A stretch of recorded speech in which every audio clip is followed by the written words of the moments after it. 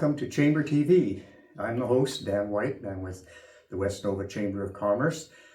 And I am here at the Municipality of Digby, and you are? Gregory. I'm the Warden of the Municipality of Digby. I'm also Councilor for District 3, which includes going down the neck and including Mink Cove, going down through Culloden and Mount Pleasant, going through Lighthouse Road across Bayview, and Shore Road. That's interesting. That sounds like a handful. It is. What does it mean to you to be warden of this municipality?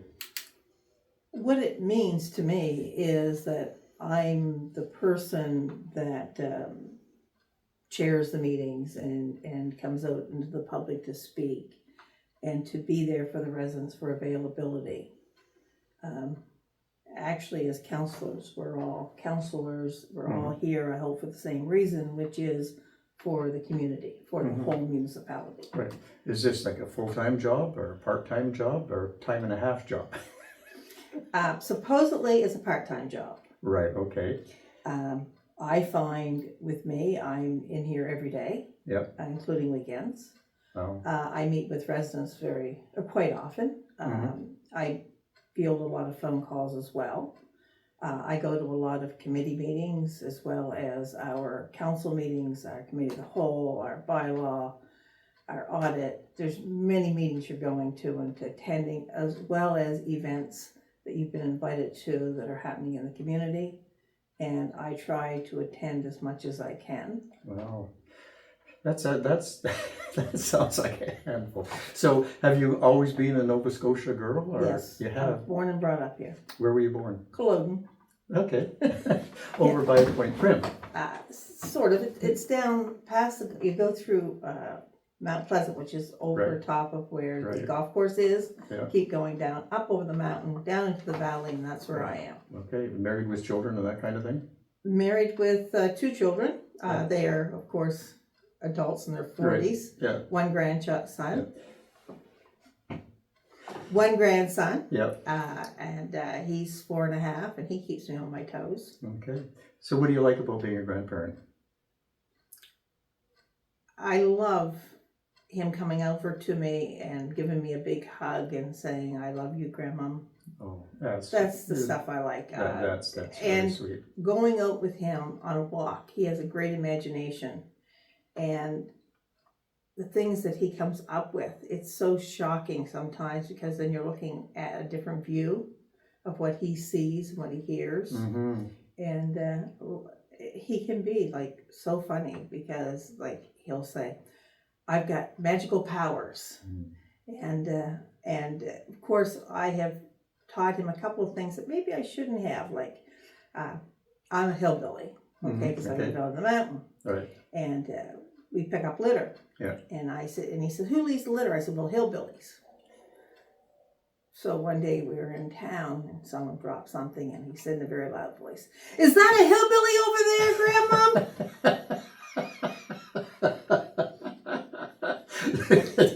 I think it was Art Linkletter said, "Kids say the damnedest things." That's one of them. Yeah. Sounds really cool. So getting back to being a warden, what is your biggest challenge? The biggest challenge, I think, is our services, trying to keep our services within a reasonable amount that you have to end up paying taxes on. Mm-hmm. And sometimes it's very difficult, because we have to follow what we call the Municipal Government Act, known as the MGA. Yeah. And there's things we cannot do, we're not allowed to do, and we have to step back. And sometimes it can be very frustrating. Mm-hmm. Because as we are actually, I feel, closest to the people, but we're creatures of the province. And the province can dictate or download onto us anytime they want to. For an example, our CMP, for every officer it's around $210,000 per officer. Right. So we pay for 9 or 10 officers. That's, holy cow. Wow, that's expensive. That's off of that comes off the $8 million that we have for a budget. Right. It's things that we have no control over that we have to pay. I mean, yes, we want you to be safe. I don't mean that. No. But sometimes it's such a high cost and people do not realize about 80% of the budget we have no control over. We've been mandated, this is what you're going to do. You're going to pay, of course, into the schools, you're going to pay towards corrections, whatever. And not that it's not a good thing, but it's like we own J-class roads. Right. And we have to pay 50-cent dollars to have anything fixed on that road, on those roads. Right. And some of our roads are very, very tiny. And the rumor is we're going to be mandated now to go and check those roads ourselves and say, oh, there's a pothole that needs being fixed. Wow. Yeah. So there's a bit of unloading onto the municipality, there's but not always uploading with the funding. No. Okay. So what happens if you raise hell with the provincial government for things that you want? What would be the backlash if you say, listen, this is crazy, we don't get enough money, you're downloading stuff on us, we'd like some changes? What happens? We do that. Oh, you do? Yeah, we send letters quite often, and we hear back from the various ministers that they've received our letters, or the premier, and they'll look into the matter. Okay. I get it. Okay, so it's not an easy get what you want sort of thing. Oh gosh, no. Is there punishment if you raise hell? I've learned long ago, you do better with honey than you do with vinegar. Right. So that works with the government as well. Right, Got definitely. Got it. I mean, I respect our provincial and federal government. Doesn't say I always agree with their mandates or their methods. Right. But I do respect them. Right. Because if we didn't, we'd have anarchy. Yeah, well, You've got to have governments in place. Yeah, I agree with that. So when we're talking about that kind of stuff, as you know, the chamber especially is really interested in the 101 highway. Is there anything you can tell us about what's going on with that? Well, they are starting to buy back up properties again. They are looking at, they have to do a new environmental study. Yeah. And they're looking at when they can do that. I have heard that, they are looking at the route again to see what needs to be corrected, fixed. There will be an overpass put in where right now the road ends, and it's sort of a mess. Well, that's going to be for an overpass, and then there'll be another one further down. But you need to have something there because you've got to get down over onto the neck. Yeah. Well, that's right. That's absolutely. And that's something that was new that we pushed about being put in there several years ago, which has been agreed to. Yeah. So that's. It sounds like it's moving ahead, and we are going to get it. It's just a matter of years. Of years. Yeah. But, and it's going to get on the federal list. Yeah. So you think it'll be in the 5-year plan when it comes out? I'm not sure. We're asking. Yeah. Yeah. Well, I know you've been working on it, and as you know, we've been working on it. So. But even if it's on the 5-year plan, which would be, for me, I'd say it'd be on the 5th year type thing, then it's going to take several years to get it on. So to me, I cannot see us having a road completed before about 12 years. That long, eh?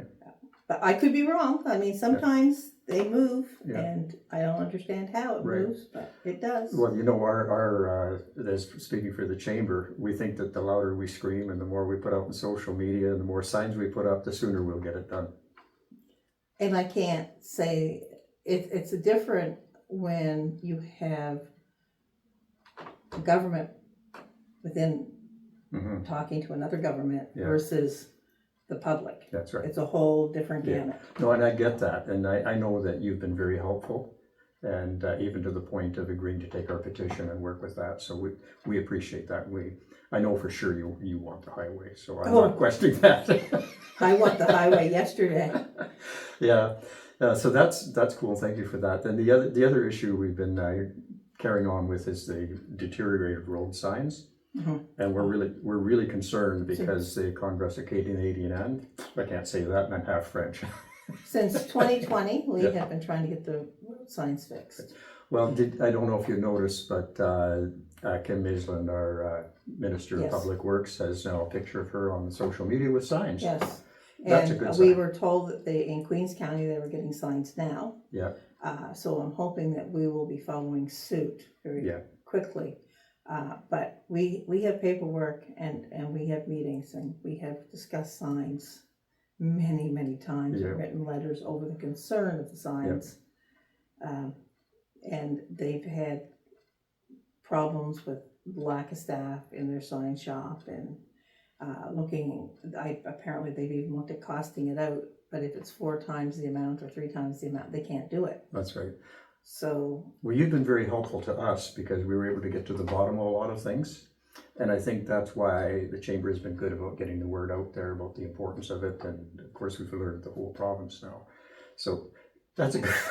Yes, that's always a good thing. Yeah, and we have the minister's phone number that they can call and complain on social media. So. Oh, okay. Yeah. So. So that's what's good about the chamber. We can do things that's difficult for you to do. But yes. We really appreciate that. And yeah, I think that it's going to be good for our neighborhood. And I like the fact that we can work with you as the municipality. That's been really helpful. Well, we try. Yeah, you do. I think it's important to work with community groups. Yeah. I think it's important to work with the chamber. Yeah. I think it's important to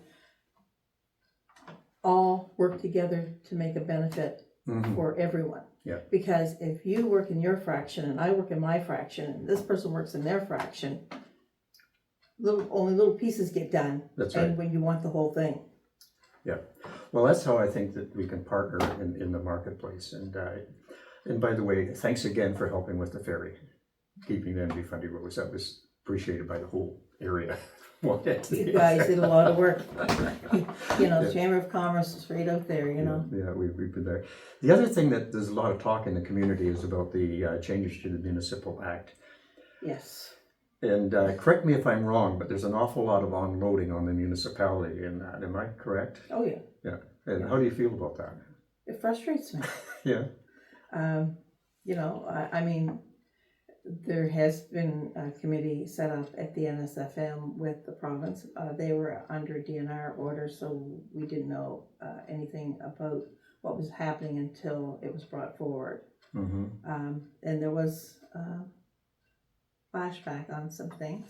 Right now, I will tell you, I'm, and I'm not talking now for the municipality. I'm talking as Linda Gregory, a citizen. Yeah. That I wholeheartedly disagree with us not having a Coastal Protection Act done by the province, because right now you could have 49 different protections. Right. 49. Yeah. And it's like I was talking to someone the other day. So we'll say that we say it should be, you got to be 300 yards from the waterfront. Yeah. Because we're trying to protect. Yeah. And I'm going to use Claire. And Claire says, no, Linda, 150 is good for us. Yeah. And Annapolis says, oh, no, we can go with 50 feet. Okay, so we're all seeing things differently. So you come in and you come to my municipality and say, I'd really like to build. You're this many yards? And Claire, well, let's look at Annapolis. And is anyone going to be there to say, now, if land is eroding, we've got to protect, we've got to work on. That's just an example. I mean, maybe we'd all be the same in this area, but I don't know that because it would be a council decision. And we have been waiting on this act for a few years because we thought it was going to be happening about 4 years ago. And government changed, and then we thought it was going to happen now, and then a decision was made by the Minister of Environment that, and I'm sure the Premier, that it was better for every one of us to do singly because we all have different perspectives. But I just think there should be, you've got to be this far back from the community, from the water edge, you've got to do this, you've got to do that. And I think that should be province-wide. 100% agree with you. And I know that the previous government wanted to get the act through, then the following government didn't. Right. And then the Liberal Party is saying that if they get back in, they'll reinstitute it. So that, I have to support that because I see the complications and the danger our residents themselves being angry with each other. Well, what right do you have? Can you put rocks? Can you not put rocks? Who's in charge? If I have to fix that, then I should have control over it. Right. And it's a valid argument. So this the easy thing, not necessarily easy financially, but I think the right way is the government needs to realize that's public property. Well, it's funny, my husband is from the Bay Shore, which is Right. up in Annapolis County. Yeah. And when we first got married, which has been 49 years ago, he said, my grandparents' house used to be right there. I'm looking and I said, Wendell, there's nothing that, how could a house be? You'd be on the road. He said, no, that's just all eroded. Yeah.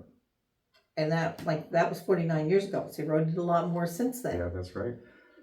But I could not visualize a house even being there, but that's how much that shoreline had gone. That's right. And I think the only reasonable solution is the only one that can actually make that change is the government. Mm-hmm. I think that downloading it to the homeowners needing to do that is just not feasible. I just don't want to download it on the municipality either. Because we don't have the money. Well, that's right. I mean, when you look at our tax rate, again, you're going to say percentages, Linda. It's around 80% we get from our taxes. The other 20 we get through grants from the province or the feds. We also can do charges for services rendered. So building permits, we can put a charge on. Things like that. That's how we get the rest of our money. Yeah. I mean. By the way, I have to plug the municipality. I've had to get 2 building permits. And one of them I got in a day. The other one was really slow. It was 2 days. So you do a good job of that. I could talk all day, but I think that I really appreciate you taking the time to share that with us. Oh, I mean, like I said, I am a community person. I've always been a community person, sometimes to the detriment of my family. Yeah. I enjoy people. I enjoy helping people. Sometimes I fail. I wish I could say I've helped everybody, but there's times I've had to go back to people and say, I'm sorry. There's times that they've come and it's really been a provincial thing. You go and try to get it dealt with through the province. Doesn't always work. That doesn't, right? So will you run again? Oh yes, I'm going to run this fall. You're the girl. Thank you, Linda. It's been a pleasure. Thank you so much. I appreciate it. So folks, there you have it. The warden. And, just to let you know, the election process, the first week of September is usual, the time that you put in your papers. And election day is usually the 3rd Saturday of October. Now, the only reason I'm saying usually because it has not officially came out yet. We're still waiting, but it's always been the 3rd Saturday of October, with the first week of September being nomination. We won't have papers of, not when I say we, there's an agent that does that, and the papers are usually available sometimes towards the end of August. That's great. Well, we'll be looking forward to that. It'll be an exciting time in the community. Oh, I'm sure it will be.